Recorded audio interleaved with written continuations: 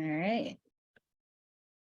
All right. So again, thank you for joining us this evening. This is the ANC 3C Planning, Zoning, Housing, and Economic Development Committee meeting for July 2023.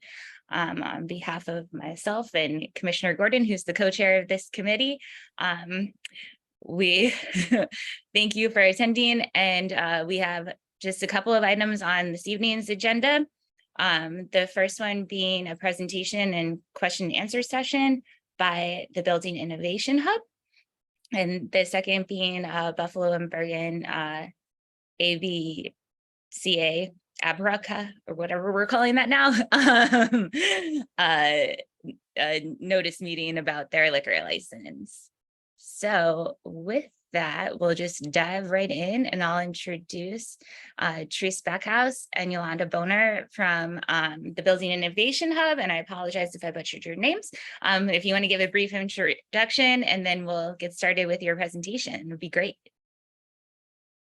Great. Hi, everybody. Thanks so much for having us. As Janelle said, we are from the Building Innovation Hub, and my colleague Yolanda will talk a little bit more about who we are before we get into our presentation about BEPS. But I'm the director of the hub, and it's great to see you all. Thanks so much for having us. Yolanda? Yes. So I'm Yolanda Bonner. I am the building associate director of building performance here at the hub. I've been with the hub now for the last 5 months, and I am here to help the individuals like you get educated on BEPS. Great.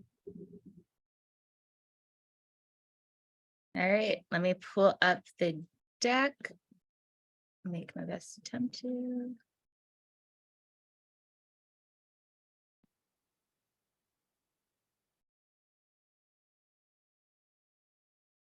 All right. Can you all see that? Yes. Okay. So I'm just gonna dive right into this. Again, good evening. Thank you guys for having me here today. Again, like I said, my name is Yolanda Bonner. I'm the Associate Director of Building Performance with the DC Building Innovation Hub, also known as the Hub. Next slide, please. Before I get a little further into this presentation, I want to give a little background on myself. I have a background in facilities management, about 16 years to be exact. I've managed all building typologies. I think I've managed them all except for retail. I've even done school systems. So if you have any additional questions at the end of this presentation, my contact information is listed here. Feel free to reach out to me at any time. Next slide. So a little bit about the Hub. As Teresa stated, the Hub is a program of the national nonprofit called the Institute for Market Transformation that has been around for almost 30 years. The Hub was created almost 3 years ago to support buildings in the DC area, navigate new building regulations, like breaking down implications of DC's Building Energy Performance Standard, also known as BEPS, while simultaneously helping to push the sector towards meeting the district's larger green building and climate goals. We create resources, convene meetings, give presentations, and generally serve in the middle space between the government and buildings to help translate what's happening on the regulatory side and equip you with what you need to be successful. Next slide, please. Here's a little snapshot of where we fit in. We work closely with the DC government agencies and other supporting entities, but we're outside the government. We like to say that we're intentionally in the middle space between government and buildings, a neutral third party that allows us to translate complex regulations and give you more flexibility to better serve the building community, or it gives us more flexibility to better serve the building community. Next slide. So let's shift gears and dive right into BEPS. Next slide. So we're linking to DC's goals. The district has committed to reducing citywide emissions by 60% by the year 2030 and by 100% by the year 2045. This is ambitious. Since buildings account for over 70% of the district's GHG emissions, reducing the amount of energy used in buildings, especially existing buildings, is paramount in order to achieving those ambitious climate goals. Next slide, please. So what is BEPS? The Building Energy Performance Standards, or BEPS, is a regulatory tool that the district is using to help meet those green building and climate goals. The BEPS is a set The BEPS set a minimum threshold for energy performance for existing buildings. The threshold or standards are based on and measured against the building's demonstrated energy performance as shown in their benchmarking data. Under BEPS, the district aggregates individual building performance information per property type to establish a standard for that building type to meet. The standard for each property type is the median energy performance. For example, median energy star score for all buildings of that property type. If your building is performing better than the median for multifamily housing, you're not required to take action under BEPS. Buildings that do not meet the standard for their property type are required to improve their performance over the course of a compliance cycle and demonstrate their accomplishments at the end of the cycle. Next slide, please. BEPS standards. BEPS uses the median energy star score and energy use intensity per property type to determine if your building is compliant. If your building is performing better than the median for multifamily housing, you're not required to take action. I do apologize. Seems like I'm reading the same thing over again. I know it sounds repetitive, but it's a flow to it all. If your building is performing better than the median for multifamily housing, you're not required to take action on the BEPS building that do not meet the standard for their property type are required. So any building that doesn't meet the standard to their property type are required to improve their performance over the course of a compliance cycle and demonstrate their accomplishments at the end of that cycle year. So with that being said, once you choose your compliance pathway, you don't necessarily have to take action immediately, but over the course of that action, over the course of that compliance year or those years that lead up to it, you do have to show those accomplishments. You have to show the agency what you're doing and what has been done to improve your building's energy performance standards. Next slide, please. So what are the standards? Let's look at standards for BEPS cycle 1, the cycle that we are now in. You can see that the standard for multifamily building is an energy star score of 66 or a source energy uses intensity of 110.7. You will be using the Energy Star score to determine if you meet the BEPS, unless your building is not eligible to receive a score for some reason. The entire list of standards can be found on DOEE's BEPS knowledge base portal, which we link to in the slides towards the end. Next slide. What existing buildings need? Let's take a closer look. We analyze existing multifamily buildings in DC to see how far they are from the standard target of 66 and what kind of service and retrofit measures might be needed to reach and stay ahead of the goal. You can see that multifamily buildings are close to their median Energy Star score, either just below it or just above it. This is pretty good, but there are still many buildings that have a ways to go. For buildings that are further from BEPS, they are likely going to need larger capital improvements, like a major renovation and or a system-wide equipment replacement. For buildings that are close to BEPS median, they are likely looking at operation tweaks, retro commissioning, etc. For buildings that meet the BEPS already, we do still recommend that you review your building's performance because you may not be compliant with future BEPS cycles. And we'll talk about that in a minute.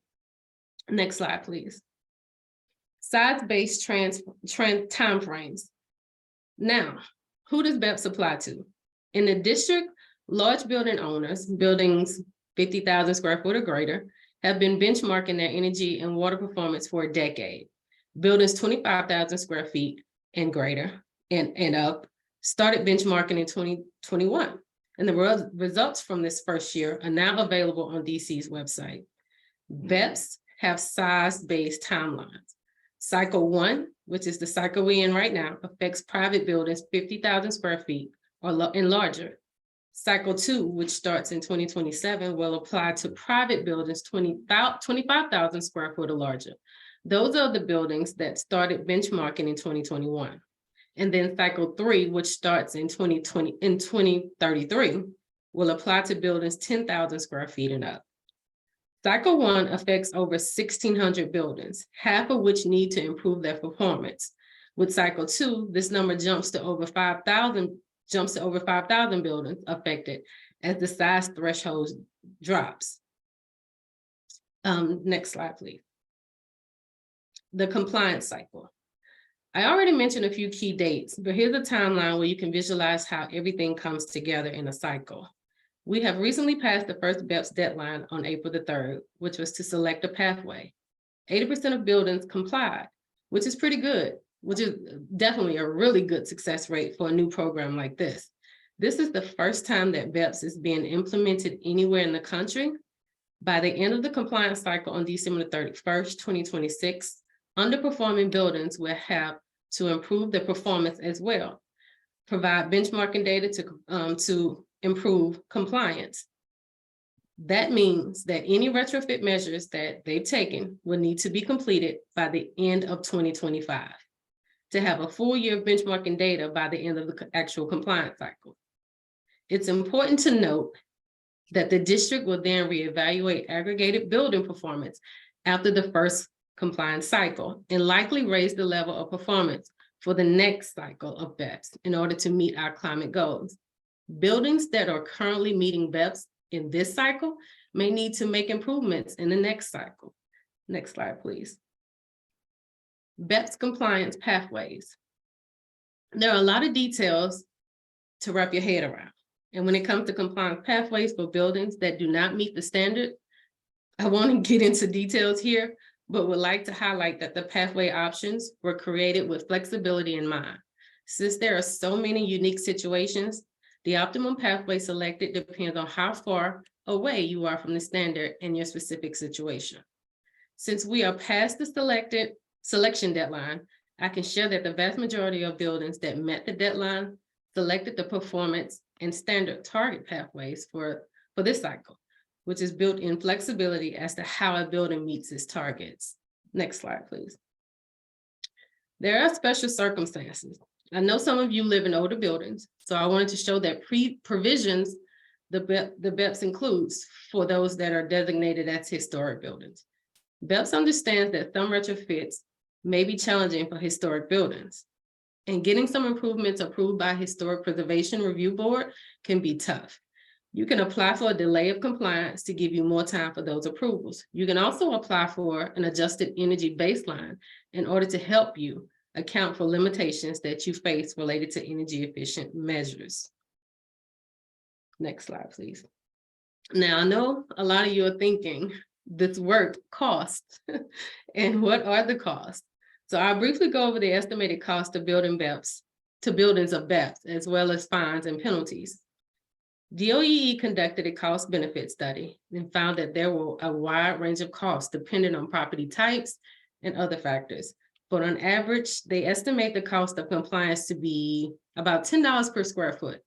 We've included a link to study where you can see details and methodologies.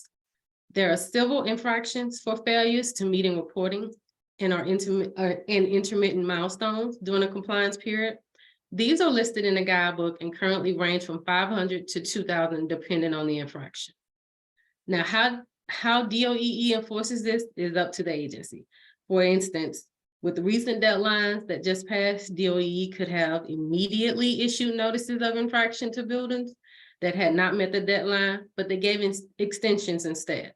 They want builders to comply. They don't want to be collecting fines from anyone. We know that most people that have these buildings, it's your bread and butter. So we're not out to try to, put you in a hole, but we actually want you to help make DC a better place.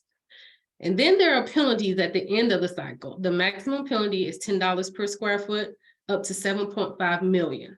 This is not fixed size base fines, but it will be based on what you have and have not done during the compliance period. So if you get 75% of the way towards meeting your compliance pathway performance, the penalty will be adjusted accordingly, though we do not know exactly what calculations they will be at this time. Again, the point of the program is not to be collecting fines. People should be putting that money into improving their buildings because the end goal is to reduce greenhouse gas emission and meet the district's green building and climate goals. Next slide, please. So here are some actions that you can take. I know this was a lot of information, and with all that information, and given that we're well into the first BEPS compliance cycle, what you should be doing now. If you have already chosen a pathway, We recommend that you ensure your data in Energy Star is accurate. If you notice errors, you will need to contact DOEE as soon as possible. We also recommend that you have an energy audit conducted. If you have not done so already, this is money well spent, as it will show specific areas to improve performance and give you a lot of good information about your building. The hub can help you find an energy audit, and DCSCU also has audit incentive programs, which I will talk about in a minute. You need to start, if you haven't already done so, planning your BEPS compliance equipment replacement. Envelope retrofits and other building changes need to be installed and commissioned by the end of 2025. This is coming up fairly quickly. Next slide. There are other actions to take if you did not choose a pathway. Now, what do you do if you haven't chosen one? Do it as soon as possible. That's the only answer that we can give you. Do it as soon as you find out about it. You should receive a letter from DOEE alerting you to this. We recommend you reach out to them via their help desk ASAP and let them know that you're working on it. Also check who is listed as the contact in your building's portfolio manager account. That is the email address where they're sending notices. Make sure contact information is up to date. And there's one thing that I have to reiterate to every building owner or anyone that's tied to a building. When you're creating your Energy Star portfolio account, please keep up with your username and your password. Energy Star is your Bible. That's how everything is tracked. So if you do contract out and get a benchmarking or energy audit company, keep up with that information. I've seen some buildings who did not know what to say to the benchmarking company, so they allowed them to do everything. And towards the end, they knew nothing. They knew no login. They knew nothing. So just remember that piece of equipment there is your Bible. That's how you will always stay connected. If you need any help with this, just reach out to me and I can help you and guide you in the right direction.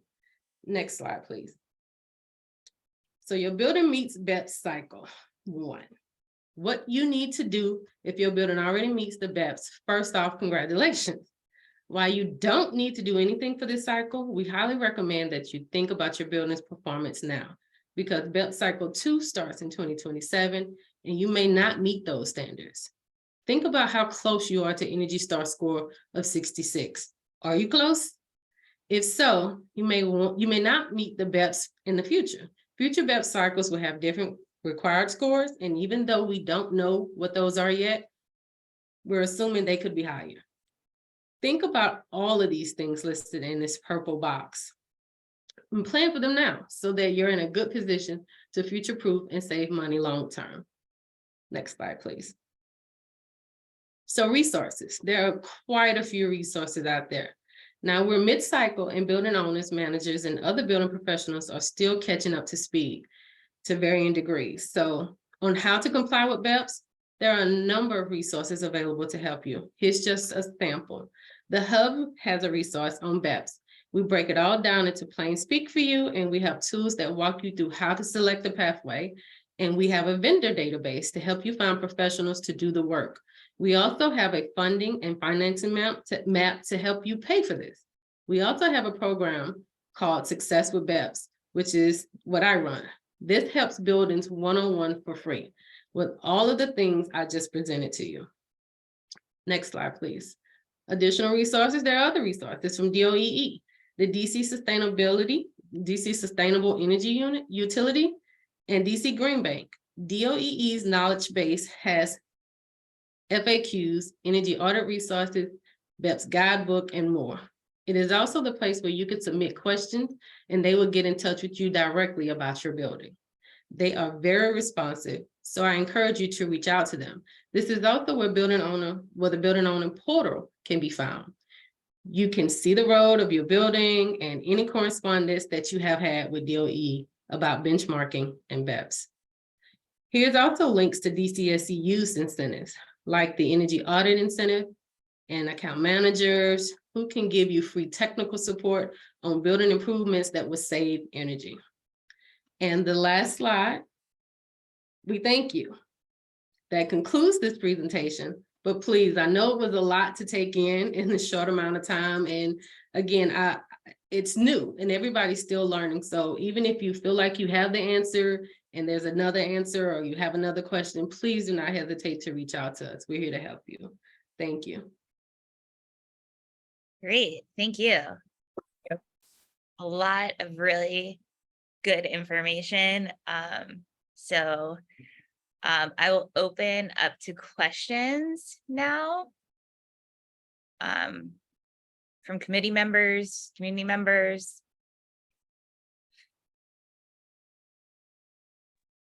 I think it's important to be said that there's a high cost to doing nothing here. So there are so many resources. I know my building, I live in a large condo building. It's really, you know, kind of struggling a bit with like the wealth of like all of the places you can go to get help with the funding and stuff for this. So, and the other thing to note is there are historic buildings tend to, I know Teresa, you have the data on this, tend to be way more energy efficient than newer buildings, which is always a fascinating factoid to bring up. Barbara, you have your hand up? Yes, thank you. I wanted to ask if these, which buildings do these standards apply to? All buildings or buildings built after a certain date, or is there any chronology involved here?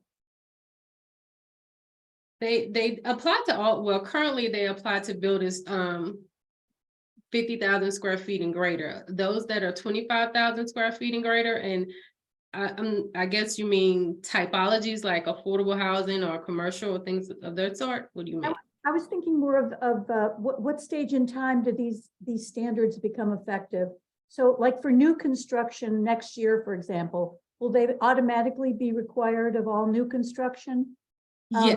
And are all buildings prior to today that were built prior to today, everything built in the past has to comply with these standards? Depending on the square footage, yes. Okay. Yes. And technically you need to have, you know, 1 year of benchmarking data for them to be able to track your performance. So you can find out if your building is subject to the BEPS by going on DOE's website. You can search by address, it'll pull up your BEPS status.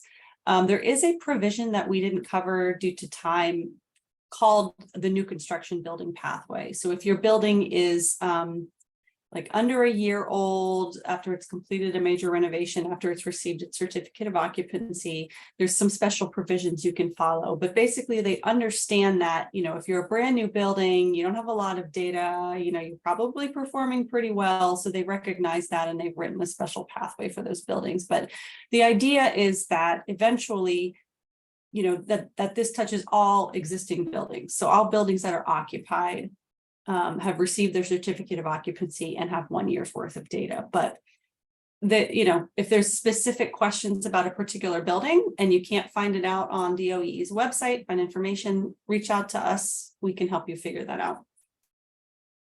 And just to be clear, like there's no like grandfathered in policy here. It's, you know, so there's not like buildings built after 1975 this applies to, and everybody that is built before 1975, and I'm just picking a number, is excused from this policy. It's only size and not vintage. Kathy? Thank you so much for the presentation. I was wondering if there's, you know, there are particular aspects of the standards that buildings seem to fail more regularly than others. And the cost of compliance is pretty hefty. And I was wondering if you could attach that to any particular system or whatever. Ooh, Yolanda, do you want to start? That's a good question, Kathy, by the way. So I don't think we even see the aspects of where buildings fail, because our goal, our job is to get you in compliance and get you in line and get you connected with DOEE. So how they fail or where they fail is really not something that we get to see. So it's kind of hard to answer that question, Teresa. Yeah, not yet. You know, it's a great question. And because we're still in the middle of the cycle, we haven't really seen, we haven't seen any buildings go through the process yet. So we'll know we won't know until 2027, really. But we know, like, I know Yolanda, you've seen some common trippy points when it comes to benchmarking and energy data, because that is so important to making sure that your building meets the BEPS. So I know that Yolanda's seen a lot of errors with square footage, with occupancy, with operating hours, with, do you include the parking lot or not? So if there's a garage or a lot, so we have seen a lot of errors with that type of data in Energy Star that is causing the Energy Star score to be either too high or too low.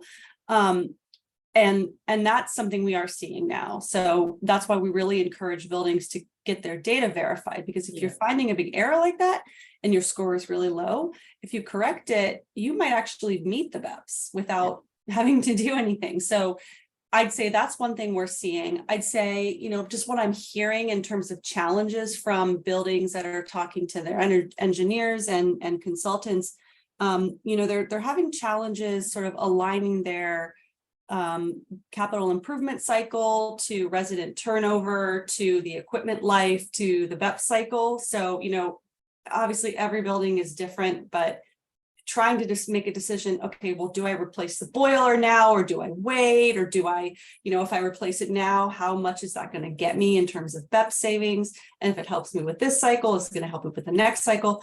And, to Yolanda's point, we don't know that yet, but what we are seeing is that, everybody should be doing, like, the low-hanging fruit for sure. So the lighting, commissioning, operational tweaks as much as possible. But it is much more challenging in multifamily buildings because you can't, and nor should you, control the resident spaces. So I think we're going to be seeing, a lot of boiler and HVAC replacements in part or in whole. That's obviously not a cheap solution, but sometimes some of these buildings are so far away from the standard that it looks like that's what it's going to take. And some buildings may not be in compliance if they don't do that. Other buildings can, I think, get by with operational tweaks and lighting changes and the like, but you'd have to be pretty close to the standard already. So I don't know if that answers your question, but we see some of the stumbling blocks, but it's still a few years away yet to see the big ones. And while Teresa was talking, it actually made me think of some situations that I've seen personally. Someone mentioned how the age of their buildings. One thing I do know is that older buildings run into a lot of issues because there were no real guidelines and compliances to follow, in the yesteryears. And buildings were making renovations, adding floors and adding pieces. And so now that you have these new companies taking over, they're going by what they knew the building to be, and that puts their score off. And once they get someone out to come and just do the verification work, they find out that their building is much larger or much smaller than what it actually is. So I would say for me personally, just making the one-on-one contacts, I've seen a lot of those, if nothing else, where the square footage of the building has actually thrown them off because of what the building was originally built as. And as the years have progressed, they've had some additions to them that no one documented. So that would probably be the one thing that I've seen the most.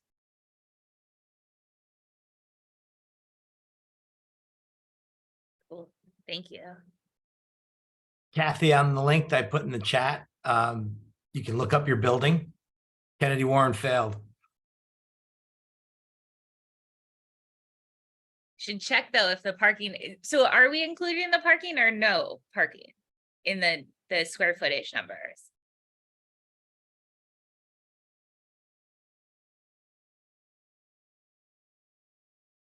We can't hear you, Yolanda. Okay, well, so it totally, okay. No, I thought she was asking Bob that question. No, I'm asking you guys because I know the Oh. Kennedy Warren has parking under it and a pretty significant amount. And I think it depends on if it's metered or not and how it was initially set up. So we can't really say until we look up your building and see how DOEE has it situated in the system. I think if I were to make a guess, one of the things that I would say is problematic in this building is windows. Yeah, you have a lot of windows. There are a Also, lot of, and they seep like crazy. I mean, well, and the Kennedy Warren is another good case of like two wings of this massive building were built in the 1930s. And the other wing of the building, which is not insignificant, it's huge, was built in 2000 and help me out, 3. 2004. I was close. But they're actually two buildings from a legal standpoint. They're two legal entities and two buildings. Oh. Even more interesting. So Kathy's got her own little case study over there. Yeah. Yeah. I would Oh, definitely suggest you guys get you some verification work going on out there. Mhm. You- Oh, I mean, I'm not the one, but there are people here who are all about energy, and they will be very, very interested in what you've had to say tonight. Good. Great. Glenn? I'm thinking about that and thinking about things like the Kennedy Warren and the impact of, well, Janelle, like you said, some older buildings may be well prepared and actually more efficient than newer buildings. I'm really interested in the data that comes out of your first round of what era of buildings might have the most problems. And I'm going to venture a guess that it's probably things built maybe between 1940 and 1980. Just a guess. Yep, yep. Well, do you have data on that already? Because Well, it's more anecdotal right now. We're gathering it. I mean, we can tell based on the benchmarking alone, Sure. just looking at their benchmarking over the years. That's kind of the, yeah. So the next thing about this is okay. Many of the looking at the residential side of those things, which I think are going to be the more difficult issues. The residential buildings built in those eras probably have smaller, more. Right now, those units are probably more affordable buildings in DC, and the impact of trying to bring those buildings up to an energy standard may be impacting, well, it's effectively going to have to impact rents. And I'm curious how that's going to be implemented. Like when you have to replace windows and heating and cooling systems, which are probably, well, I think it's about 60% of a build, well, depending on how you measure it, of most buildings' energy consumption is in HVAC system, heating and cooling, and most of that is heating. At least around the country, maybe in DC, it's more. So working on the heating and cooling systems for those buildings is probably built in those areas an individual unit problem as opposed to a thing for the whole building. So I'm really curious about the impact you think this is going to have. I know you said it was going to be $10 a square foot on average, but when the balance of that falls on what are currently affordable units, and also there's no way to like move tenants out to upgrade the unit, how do you deal with that? It's going to be, to be blunt, it's going to be really challenging. For affordable units, you know, the district is trying to find, there's currently the retrofit accelerator program, which is specifically for affordable units. And they're currently applying for and designating or hoping to get more funding for those affordable units to pay for those upgrades, to help offset the costs, to hopefully prevent passing that cost on. But, you know, I can't say for sure. It is just so many issues that these units and these buildings are facing, and it's, you know, in terms of affordability in general. We are currently trying to also apply for more funding right now to then pass through to units, to building owners and decision makers. I mean, when it comes down to it, the city needs a lot more money, not the city needs a lot more money to pass on to, right, to the buildings and the units. And it's tough to find. I know that DOEE, the BEPS task force in particular, is spending a lot of time thinking about like what else, not only tools and resources, but what else can they do as a regulator to prevent, increased costs being passed on to tenants. One thing they're looking at is ground floor retail, and any buildings that have ground floor or anywhere throughout the city, thinking about commercial tenants and how potentially building owners can work with commercial tenants to not necessarily pass the fines on, but to think more about how commercial tenants' energy use is impacting the overall building's energy use to help cost share in a way. I mean, it's not a great complete solution to offsetting the cost for the residential units, but it's partially there. And going down a rabbit hole, they can't technically do that now because of the wording really in the regulation. It's listed as a fine and a penalty, not a payment. So we can talk about that another time. I'm rambling, but the point is, yes, it's going to be really challenging. DC is aware and they're trying to raise more money. And 3, I think, it's going to be a building by building phasing the work and really working very closely with the whole project team to chip away at it. I would say continued open conversation with DOEE about how, what the buildings are trying to do. If they are open to alternatives, they are open to working with you if you can prove that things aren't feasible or if it's cost prohibitive. It's not a great answer, but others to say, like, we're concerned about that too as a hub, and we're trying to figure out. The difficult answer is, I'm sure developers would be happy to upgrade their buildings if they were able to move their tenants out to do it. Yeah. And take new tenants at market rate. Yes. That's probably not what you're looking to do. No. No, that's not. Also, another thing to note is, like, there's a ton of money that's been passed in the bills of the infrastructure improvement and all of these things, but they tend to only apply to single family homes, right? They tend to not, like, the tax rebates and all of that, right? Is my understanding is there's not been the provision in the regulation to allow for multifamily buildings, or it's not as easy for that to happen, that those funds flow through. It's a little clearer, I think, what's happening on the single family scale. I know that Treasury hasn't come out with their final guidance on it yet, but there will be easier access to so 179D provision. We may hear a lot about that. The IRA bill did make it easier for larger buildings to access that money. What we don't yet know the specifics, like we heard that Treasury is going to come out with guidance in the fall if we're lucky. We're still waiting to see, because it will be available to larger buildings, but we don't quite know yet all the rules around that. Yeah. Thank you. Okay, anyone else? Glenn, were you done? I'm sorry, I felt like I might have cut you off from another comment. Go ahead if you. No, I don't have, but that was the, I think you got the thrust of my concern about that. I've got some other questions about the energy data, but I'll go digging and poking at that later. That nationally, auto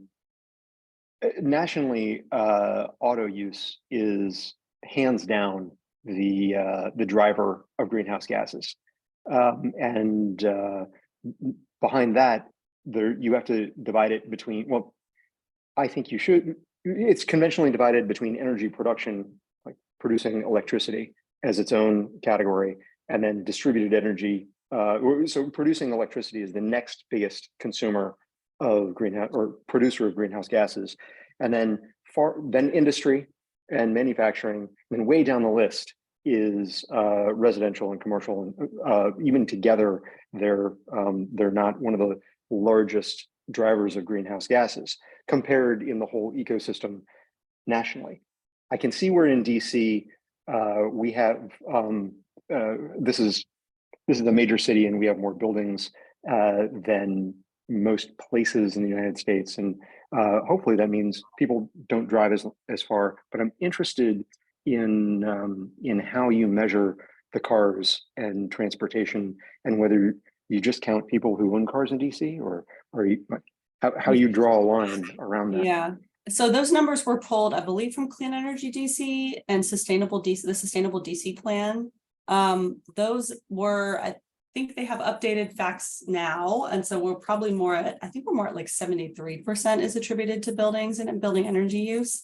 But I don't know the exact formula. I know that it is in either Clean energy DC or sustainable DC plan, which they're actually updating right now. But I can, I can poke around a little bit more too. And if we can't figure it out, Yeah. I'll put you directly in touch with the person that's writing the plan. If you want to, get that. I'm interested, but it's we can figure that out. Yeah.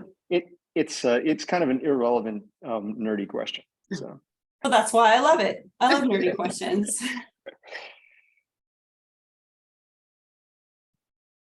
Cool. All right, any other questions before we move on? And we will definitely be putting all these resources on the website and sharing the presentation out. And yeah, this I think was absolutely fabulous. And I'm glad there were so many nerdy questions. I love nerdy questions too. So Thanks for having us. Yes, yeah, thank I you. appreciate it. Thank you for joining. You're welcome. Thank you. Have a good evening, everybody. Thank you. Thank you. You too. Bye. Bye-bye. So Tammy, do you want to take over for the Buffalo? and Yeah. Bergen? And- Yeah. I mean, I think one of the things we wanted to do as Buffalo and Bergen, I'll sort of level set for anybody who doesn't know, but Buffalo and Bergen is a restaurant that has a letter of intent for the California tortilla space in the Sam's Park and Shop at the corner of Ordway Street and Connecticut. They have applied for a liquor license. They've got some construction coming. And I think part of it was we wanted to just open up for discussion for any questions that we could either surface that we could take back to their team or answer. I'm not sure. I don't think anybody from Buffalo and Bergen was able to join today. Gina, who's the owner of that, is actually in Italy with her 2 daughters and her family right now, but the liquor license is coming up faster. So we felt like we needed to go ahead and surface it today in the committee. So I guess I will level set with what I know. I think they're looking for, 120 seats, obviously some outside on that patio. We don't have designs of what any of that looks like. We don't have menu or hours yet. It's just the permitting process. So I'm happy to take questions and answer anything that I know from like conversations I've had with them, or from like visiting their restaurants. I've been to both the Union Market one and the Capitol Hill one over the years, and I'm familiar with the team. So I'm gonna take any questions if anybody has any. Just for clarification, it is placarded for a Class C tavern license. And it does include a sidewalk cafe on there too. Yeah. And sorry, the hours were listed on the placard too. And I'm just trying to pull that up, and that's why you heard that loud beeping sound. So I apologize for that. And I'm still looking. Sorry. Yeah. Alexander? Yes, hi, this is Alex Bergen. Quick question. What can we do as a community to kind of, I'm very excited about this help. Me too. Is there anything we can do as a community to like help bring it along? Yeah, it's really funny. I keep getting that question, and I keep trying to surface questions since I'm on Ordway Street. Like, does anybody have concerns or things they want raised or like things brought up? And all I continuously hear is like, how fast can they open? So I think we're all really excited about it. And I think like part of it is like the liquor license and the zoning stuff is going to have to probably like get moving before they start doing all the construction. But I can probably get an update to you at either the next ANC meeting or the next planning and zoning committee meeting. When I asked them, as we think about this committee and this like coming up now, what can we do to help? They were just like, we just need clearance to get started. So I think they're waiting on yeses from the DC government. So whatever we can do sort of as a neighborhood, I think, to let our counterparts in the DC government know this is something the neighborhood is interested in, wants, like everything, like everything else, we're like finish construction sooner, get the restaurant in sooner, like let's move, right? And so I think for you know, that's what I continuously hear, but I just want to make sure that like we're having the conversation. Because obviously not everybody necessarily walks by me on the street or emails me, so. So does that mean we should be like emailing our council member from, or should we be emailing wherever the alcohol control board is? Like, I think it's a little bit more the alcohol and control board, and it's more of a little, I think it's more of a formality than we need a public campaign. I think that, well, the answer is like, email us to be in support of like, so the placard, for the liquor license, there's, the protest decision is passed or was today. There's a roll call hearing July 31st and the protest hearing date is September 20th. So because the ANC 3C recesses in August, we won't have a meeting. Ideally, we'd pass a resolution supporting what they've placarded for the Class C liquor license in that location for those seats, so that that letter would be put into the record for the hearing dates that are coming up in between when we don't have a meeting. And we, you know, don't want to call people back for a special summer meeting. So, you know, we're putting this out there and putting it on. I'm hoping, Tammy, we're putting it on the agenda for next week. Yes, no, definitely. Meeting. So it will be properly noticed, and we'll, you know, pull attention to, you know, this is what it is. Hours of operation that are on the placard, which aren't necessarily, by the way, the hours of operation that the restaurant or establishment ends up operating during. It's just what's permissible under the license, right? So hopefully that was somewhat. Yeah. Just in case anybody asks you guys, like the way that their restaurants are set up in other neighborhoods right now are, they generally go till like mid-afternoon. They're more of like a breakfast and lunch kind of thing, but they're looking for Cleveland Park, I think, to be an all-day cafe experience. So breakfast, lunch, dinner, they will have like, you know, for those of you who don't know, Gina, who's the owner, is, I mean, she's one of the most well-known, you know, cocktail bar managers and proprietors in town. So like, it's a huge get that we have her coming to Cleveland Park. You know, I don't think in any way, shape, or form this is like, you know, any kind of like rowdy situation. I think this is like high-end cocktails and like, you know, people at the bar. Yeah. But, you know, obviously, like, you know, they want to, you know, be able to like do business. I think, you know, we're not exactly the rowdiest neighborhood or the latest night folks. So do I expect it to be, you know, a late night hang?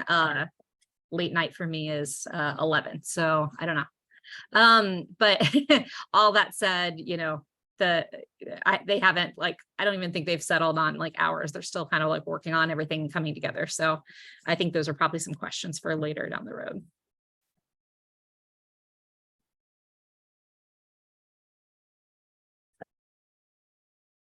Also, their total proposed seating is only 120 people with 40 being outside. So I can't imagine that getting too rowdy either. But yeah, posted on the liquor license is like the extreme. So it's 10 a.m. to 2 a.m. Sunday through Thursday, and Saturday 10 a.m. to 3 a.m. And then outside it would end at 1 a.m. and 2 a.m. And again, not saying that they would do that. I don't think that's what they're going to actually even do, but I don't think that that would be. I don't think they'll have a customer base at 1 a.m. But we'll see. It's lovely. It's lovely to think we might have that kind of interest. But yeah, I don't expect that being a thing. And obviously, since I represent Ordway Street and the building right next to it, you know, if that does become a thing or a part of the conversation, we'll certainly address it ahead. All right. Anybody else with any questions on that before we break? Tom? I'll just ask real quick. I know Captain Cookie is opening soon, but obviously they took quite a while. Buffalo and Bergen, I know there were obviously some regulatory hurdles, et cetera.